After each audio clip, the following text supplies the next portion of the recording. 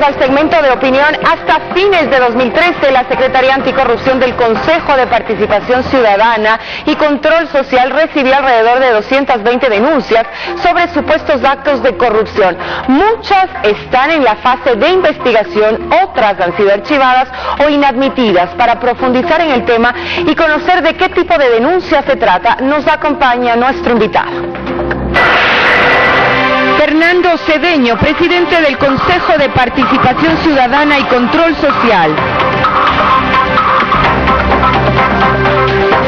Doctor Cedeño, un buen día para usted, gracias por aceptar esta invitación. Hablemos de cuál sería el total de denuncias que se presentaron el año pasado y cuántas de ellas han sido admitidas, procesadas o no, dependiendo evidentemente del caso. Bienvenido. Muchas gracias, Marcela. Sí, es importante esclarecer a la opinión pública ante cierta información de manera maliciosa que el consejero Rosero ha hecho a la opinión pública. En primer lugar, es importante que la ciudadanía conozca cuál es el proceso de las denuncias que el Consejo hace. En primer lugar, el Consejo tiene tres importantes direcciones. Una es la Dirección de Admisión y Orientación Jurídica, donde se receptan las denuncias, donde los ciudadanos pueden acudir incluso con quejas o pedidos. No necesariamente todas son quejas o todas son denuncias, de casos de corrupción. Y a veces la ciudadanía no se admite en algunas, precisamente porque por falta de desconocimiento o falta de orientación, que no son competencias nuestras o son competencias de otros organismos. ¿Qué tipo de denuncias? ¿Por qué? Porque es importante saber de qué casos nosotros conocemos. En primer lugar, nosotros conocemos denuncias sobre casos de corrupción de la administración pública. Y a veces hay ciudadanos que de pronto van con cuestiones de interés particulares a poner en conocimiento o son casos que ya se encuentran judicializados o se encuentran en conocimiento de otros organismos de control que forman parte de la función de transparencia y control social. Esos casos no son admitidos y son reorientados a las respectivas dependencias y se les presta las facilidades. Una vez que son admitidos, pasan a la unidad de investigación. ¿Por qué? Porque antes veíamos y teníamos muchas falencias precisamente en la unidad de orientación jurídica, que a cualquier cosa a veces eran admitidas y se pasaban a investigación y posteriormente eran archivadas, porque precisamente en el momento que después, luego de un año, luego de 6 meses de investigación, nos dábamos cuenta que no éramos competentes, que no teníamos competencia y que por lo tanto deberían ser archivadas. Y se perdía tiempo en investigar aquellos casos que sí les competen. Entonces eso hemos arreglado y eso hemos normado y eso hemos corregido. Y ahí pasan a la unidad de investigación, los casos se investigan y hay a veces casos incluso que luego de este proceso de investigación pueden ser archivados. Pero lo importante aquí es la labor que cumple la otra pata de este proceso, que es la unidad de patrocinio. Nosotros podemos ser partes procesales de los actos que investigamos, de los casos de corrupción que investigamos en el momento que se judicializa, porque en el momento que se encuentren indicios de responsabilidad de carácter penal o de carácter administrativo, nosotros acudimos a las respectivas dependencias de la Administración de Justicia. En el caso de la cuestión de que hay indicios de responsabilidad penal, vamos a la Fiscalía, se inicia la indagación y se continúan. Y es importante ver algunos datos, por ejemplo, en el caso de patrocinio. En patrocinio hemos manejado alrededor de 435 casos, de las cuales 176 casos en el 2013 han sido resueltos. 79 han recibido sentencias de cualquier naturaleza, condenatoria, absolutoria, pero han recibido sentencias. Lo importante aquí, estamos evitando un problema grave que existía en el pasado, que era la impunidad. ¿Caso contra quién o contra quiénes en este caso? Bueno, hay muchos casos que el Pleno ha resuelto a lo largo de ese tiempo. Lo que nosotros me coge ahí porque no tengo ese dato, pero lo importante aquí es, Marcela, que nosotros como Consejo manejamos de manera responsable el uso de casos. ¿Por qué? Porque una vez de que el caso sea resuelto, lo hacemos público. Nosotros estamos preparando una publicación de estos casos precisamente para que la ciudadanía conozca de nuestra labor, del trabajo que las dependencias del Consejo de Participación Ciudadana vienen realizando. ¿Por qué? Porque es importante también entender acá, es la labor de control social. Nosotros ejercemos una labor de control social a partir del empoderamiento que la ciudadanía hace de la gestión y de la administración pública.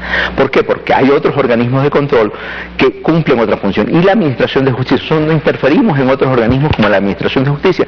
Lo que nosotros somos un complemento en el combate, la lucha contra la corrupción, precisamente es el empoderamiento que la ciudadanía hace en la gestión pública. Ahora, quiero empatar lo que usted dice con las cifras que revisaba ayer, en donde se dice que los casos más denunciados tienen que ver, por ejemplo, con negligencia administrativa, como un 47%, peculado 15%, procesos licitatorios 9%, nepotismo 6%, falsificación de documentos 6%. Y a la vez preguntarle, doctor, si es que la mayoría de casos también tiene que ver o no con la función ejecutiva y supuestos actos de corrupción, tal cual como habría denunciado uno de los consejeros. En cuanto a la segregación de esta información, efectivamente eso es de los delitos o las tipificaciones de las faltas que se cometen en función de las denuncias que nosotros y en función de las diversas funciones de Estado.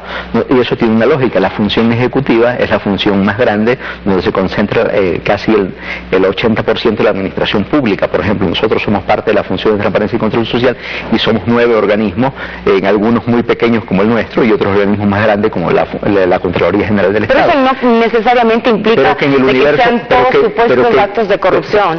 Pero que en el universo de la administración pública, donde está el mayor número de funcionarios, está precisamente en la función ejecutiva.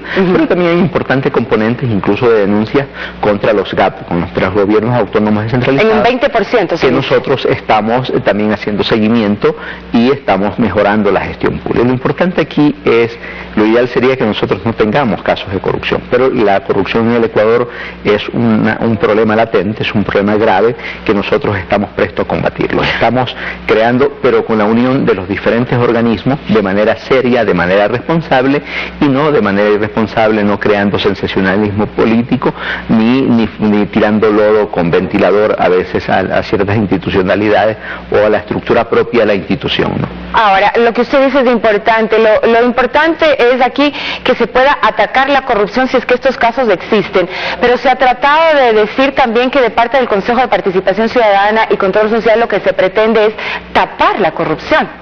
Bueno, esto yo creo que los datos dicen lo contrario. Yo creo que nuestro accionar, lo que nosotros somos funcionarios responsables, serios, que no usamos la institución para persecución, para seguimiento político, sino que actuamos en función de las denuncias que nosotros recibimos. Nosotros no actuamos de oficio, Marcela, esas son determinadas cosas que están en nuestra ley orgánica. Nosotros actuamos en función de las denuncias, de quejas o pedidos que los ciudadanos presentan en el Consejo de Participación Ciudadana.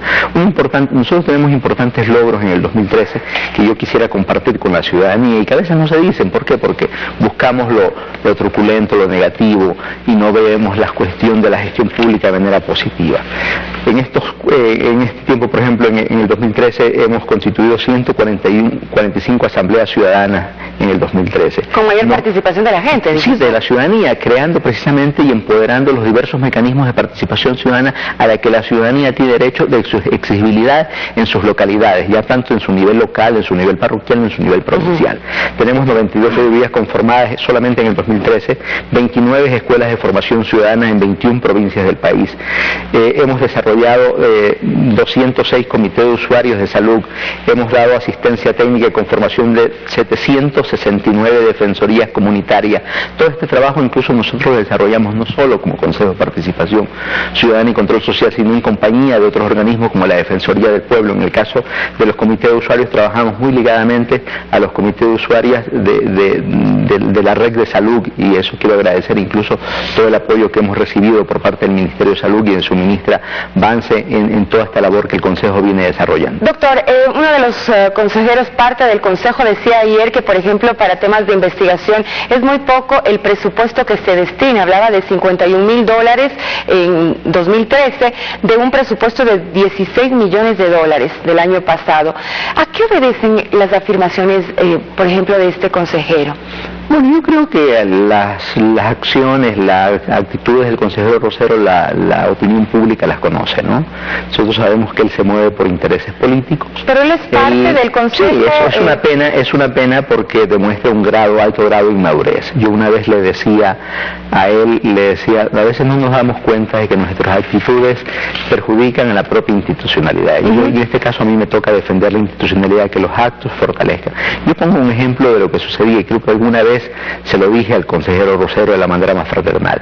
Yo recuerdo cuando el antiguo Congreso Nacional, las acciones de los diputados, creyendo en sus afanes fiscalizadores, de buscar notoriedad, etcétera, hacían cosas reñidas a buena actitud, y esas acciones perjudicaban a la propia institucionalidad y por lo tanto a todos los... Al buen nombre de la institución, dice usted. Y eso a veces no nos damos cuenta, ¿no? Únicamente para concluir, doctor, ya concluyó la fase de postulación de héroes y heroínas, más de 2.000 personas.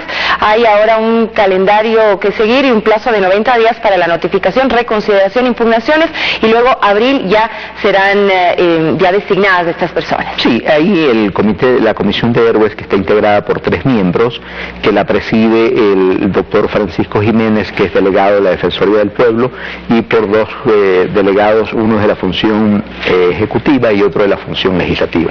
Los compañeros tienen esta importante labor. Nosotros como Consejo brindamos todo el apoyo técnico, logístico, para que eso se desarrolle. Está en una etapa de depuración y de revisión de esta documentación. Perfecto, doctor. Qué gusto haberlo tenido. Un buen día. Quédese con nosotros, nos damos una pausa, pero al regresar hablaremos de fútbol.